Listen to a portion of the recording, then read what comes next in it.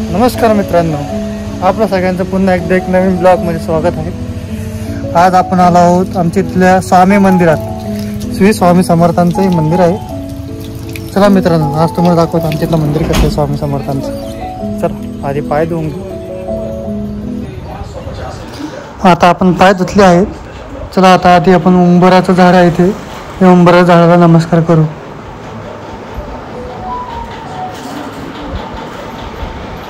बघा मित्रांनो, हे झाड खूप जुनं आहे। या झाडाला जवळपास 50 वर्षापेक्षा जास्त वर्ष झाले आहेत आणि अजूनही एकदम चांगलं आहे। कुठल्या प्रकारची झाडाला इजा झाली नाही। आता आपण उंबराच्या झाडाला एक प्रदक्षिणा करू व त्यानंतर आपण आतमध्ये जाऊ। मी तुम्हाला सांगू इच्छितो, नित्य विधी सेवा सकाळी आरती असते 8 वाजता, त्यानंतर 10:30 वाजता असते सकाळी आरती, त्यानंतर संध्याकाळी 6 वाजता आरती असते, त्यानंतर रात्री 9 वाजता भजन सुरू होतं।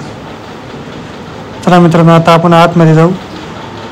ही इथून एंट्री आहे। मंदिराचं मुख पूर्वेमुखीला आहे। त्याचबरोबर इथे मंदिरामध्ये बेलपत्राचंही झाड आहे आणि त्यासोबत पिंपळाचे झाड आहे। सर्वात आधी आपण आता मंदिरात जाऊन दर्शन घेऊ। तर चला मित्रांनो।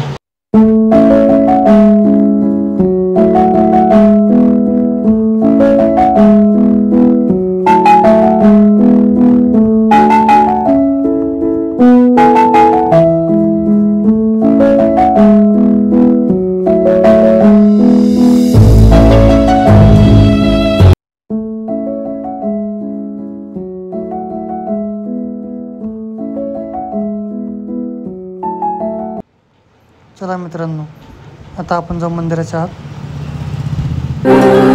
देवराज सेव्यमान पावनाधिपङ्कजं ज्ञानयज्ञसूत्रमिन्दुशेखरं कृपाकरं नारदादियोगिवृन्दवन्दितं दिगम्बरं काशिकापुराधिनाथ कालभैरवं भजे।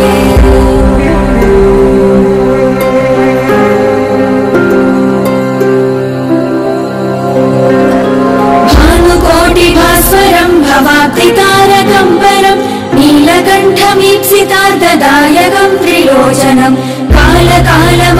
मित्रांनो, आता आपण बघू शकता समोर स्वामी महाराजांची एकदम सुंदर प्रतिमा आहे।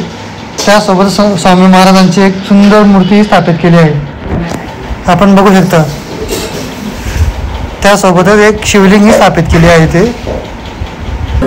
भानुकोटिभास्वरं भवाब्धितारकं नीलकण्ठमीप्सितार्धदायकं त्रिलोचनं कालकालमम्बुजाक्षमक्षशूलमक्षरं काशिकापुराधिनाथ कालभैरवं भजे।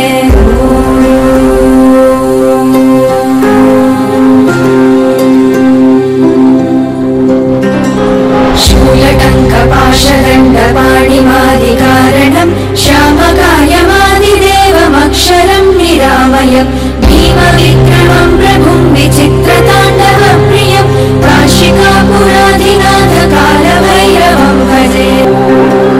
देवराज सेव्यमान पावनाधिपङ्कजं ज्ञानयज्ञसूत्रमिन्दुशेखरं कृपाकरं नारदादियोगिवृन्दवन्दितं दिगम्बरं काशिकापुराधिनाथ कालभैरवं भजे।